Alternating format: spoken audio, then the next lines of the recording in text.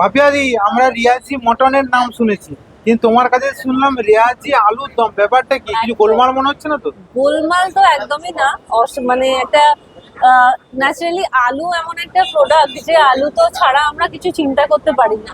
এবার এই আলুটাকে একটুখানি সুন্দর স্পাইসি করে একটা মানে রেয়াজি ব্যাপার আনা যায় ওটার মধ্যে।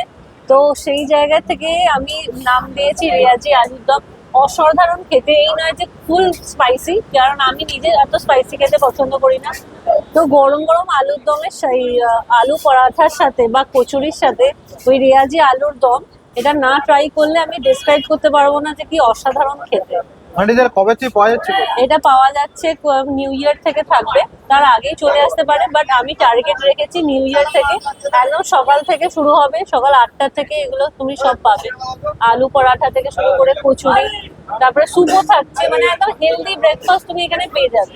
তবে মেইন অ্যাট্রাকশনটা হচ্ছে আলুর পরোটা, মানে সুন্দর। আমি বলতে গিয়ে আমার নিজেরই মুখে জল চলে আসছে।